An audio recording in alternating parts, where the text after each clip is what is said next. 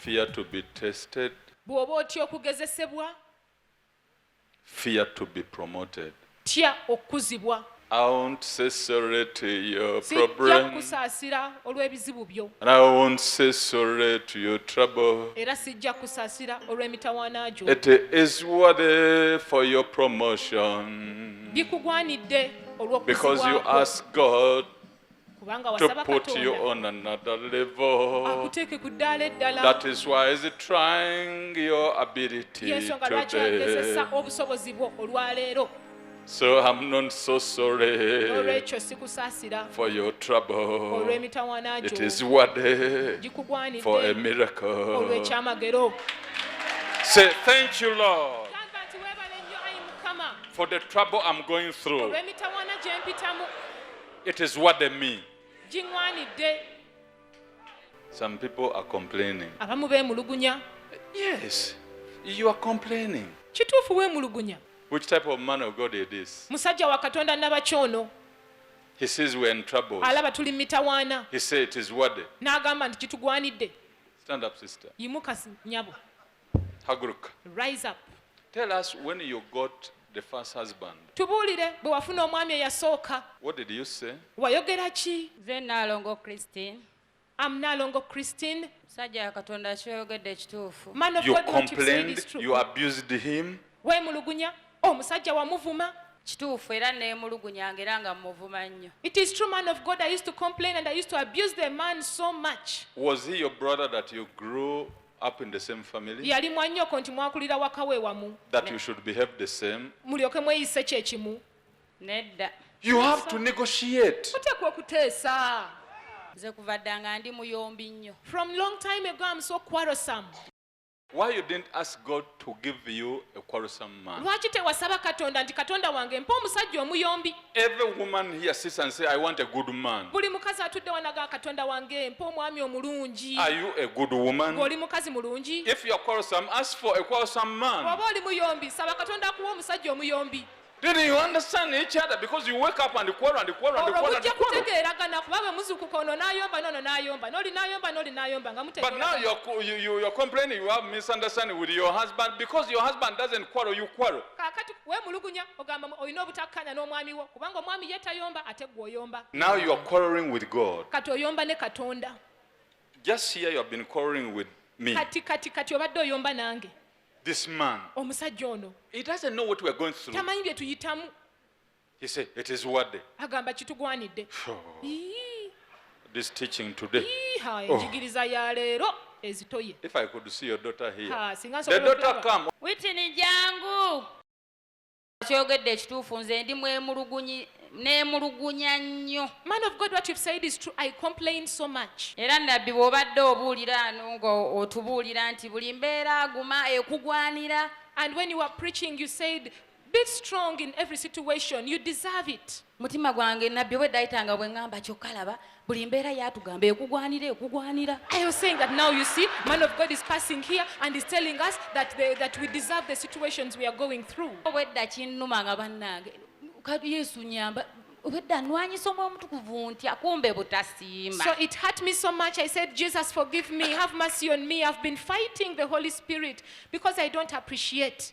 Sikulimba ebiseera ebisinga oba oyagala oba nabbi ayogere ku ekyo ate sikyayogerako. And most times you want the prophet to talk about a particular issue and he does not talk about it. Seera obwedda ngenda ne ŋŋamba kati nabbi abuulira atugamba guma kikugwanira wedda saagaana kyatula naye owaaye ne ŋŋuma ne nkyatula ku mpaka. Even when the prophet has just been preaching this morning, he was telling us, you deserve the situation you're going through. I said, but why is he telling us to be strong, yet I'm in such a situation? So I forcefully raised my hand to confess the prophet's word. Naye nga musajja wa Katonda kyeyogedde kituufu. But man of God, what you've said is true. Kino obwedda neemulugunya bwe nnyomba mu mutima naye ng'ate ninaanye toyinza kitegeera naye nga bwe ŋŋamba kati laba nabbi ffe kyotugambako munnaye kino wa beerayo. Truly speaking, man of God, I've been complaining in my heart. However, my neighbor could not even know that I'm complaining in my heart. Because the prophet was telling us, take heart, you deserve the situation, but I've been complaining. Now, how can you say that the words man of God preached didn't work in my life when while he was preaching, you rejected them.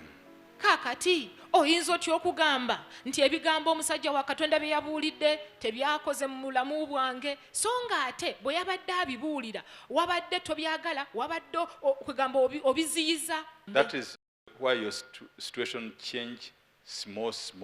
Y'ensonga lwaki n'embeera yo ekyukako katono. kati nga nzize ku kiri musajja lwakyo ŋŋambye tata abaana bano. Back to the issue concerning the father of my children.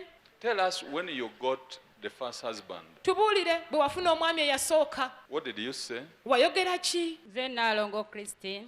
I'm Naalongo Christine. Musajja wa Katonda kyoyogedde ekituufu. Man of You God, what you've said complained, is true. you abused him. Weemulugunya omusajja wamuvuma.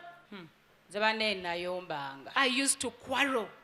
Ate oba olumu navuma omusajja yantunuulira bw'ati. There is a time when I abused the man and he just looked at me like this. Teyanyega. He didn't say a Yali word. atudde mu ntebe nga nze nnyimiridde. He was seated in a chair and I was standing. Nakoowa nzekka. I'm the one who got tired of quarreling. Ne maana etulika n'enkaaba. And afterwards I Ne cried. mugamba abula musajja gwe. I told him, but you man, byonna bye naalivumya omusajja gwe ndifumbirwa. whatever was that I would have abused the man who I'll get married Musajja gwe to. mbivumye gwe. I've abused them to you. Omulala sirimuvuma. I will never abuse another man. Ekituufu nze musajja wo sijja kulimba, sijja kwerungiya. Truly, Ne bwe man of guba God. mumwa. I would not make myself good, but concerning quarreling, Nali nnyomba nnyo nnyo era. very true, I was so quarrelsome. Okay, let's hear from your daughter. Tuwulire muwala wo. Praise Jesus, brethren. Yesu yeebazibwa abooluganda. I'm called Namigadde Sarah Whitney. Mpitibwa Namigadde Sarah Whitney. What the man of God has said is true Omusajja wa Katonda kyayogedde kituufu over my mother. ku maama wange. She used to quarrel so much, Yayombanga nnyo. and I could also hate her. Nange namukyawanga. Nalinga sagala bye yalinga gamba tata wange. I did not like the words she used to tell my father. Era to be honest, Era okubabulira amazima, mama kyenje mwagale. I've just started loving my mother now. Nze nalinga njagala tata wange. I used to love my father. Mama kyenje mwagale wano nga dadi taliiwo manyi kati yaliwo naye nga. I've just started loving my mother because my father was away, so that I was forced to love my mother. Now, the question, Kaakati ekibuuzo.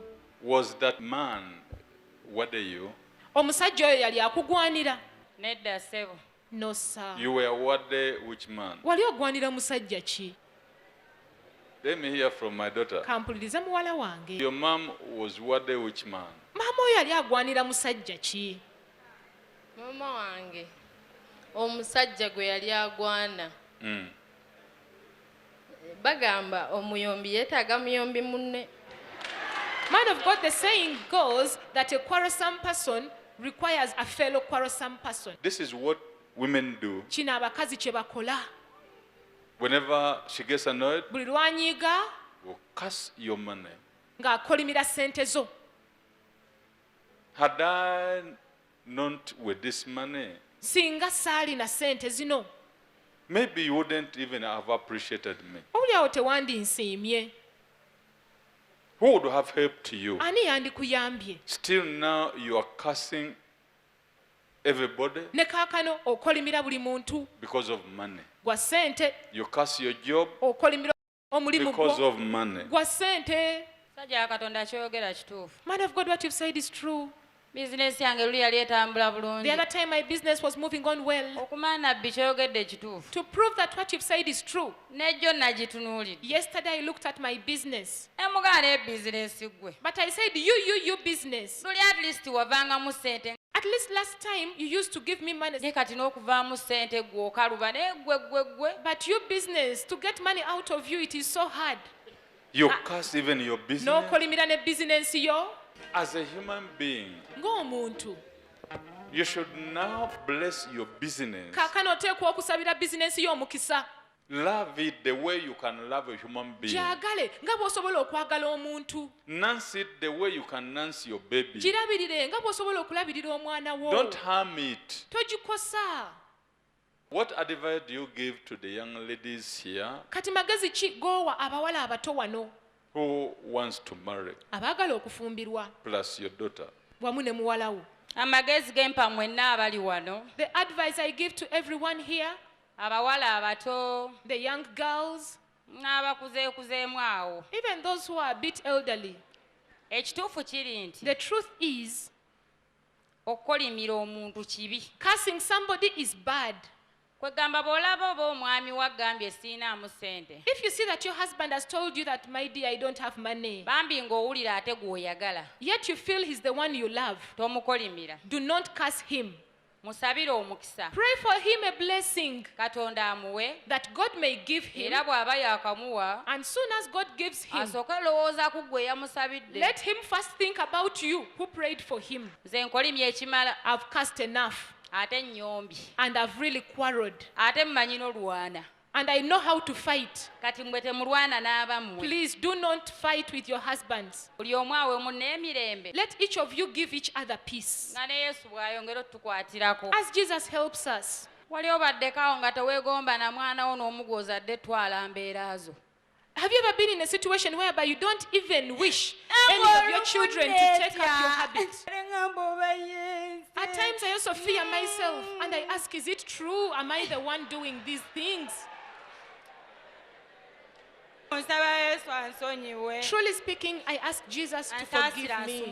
May he have mercy on me and deliver me and heal me for the salvation of my soul. She has a bondage in the valley. Alina ekikoligo asibiddwa eyo wansi mu kiwonvu. She cannot walk on the Tasobola mountain. kutambula waggulu ku lusozi. That is why she's here today. Yensonga lwaki ali wano olwaleero. Not us to judge her, So si ffe kumusalira musango. neither to curse her, Newankubadde omukolimira.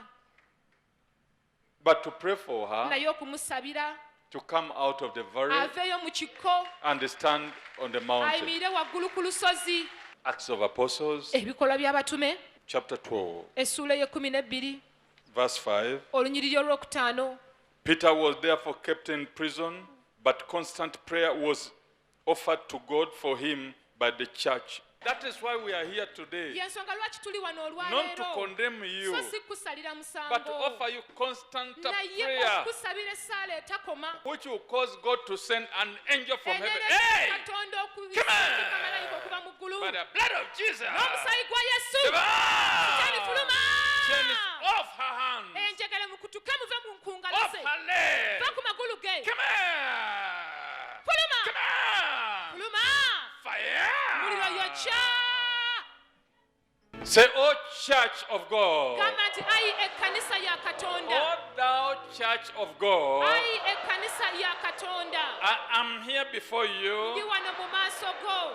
Offer me that constant prayer, Sabira essaala eyo etakoma. that the chains on my Olwo hand, enjegere ezisibye emikono gyange. the chains on my legs, Enjegere ezisibye amagulu gange. get off. Siveeko. Watching the screens of a television, brethren. kuntebezamu abooluganda Whatever had kept her in bondage is coming out. byonna byonna ebadde bisibidde emikoligo bifuluma All the chains are being broken. enjegere zonna zikutulibwa Any spirit of quarreling, Omuzimu gwonna ogw'okuyomba. any spirit of complaining, Omuzimu gwonna ogw'okwemulugunya. any spirit which is not of Omuzimu God, gwonna gutali gwa Katonda. in Jesus' holy name. Mu linnya ettukuvu erya Yesu. You are free. Oli wa ddembe. Clap We for are waiting for your Jesus. testimony. Tulindiridde bujulizi bwo.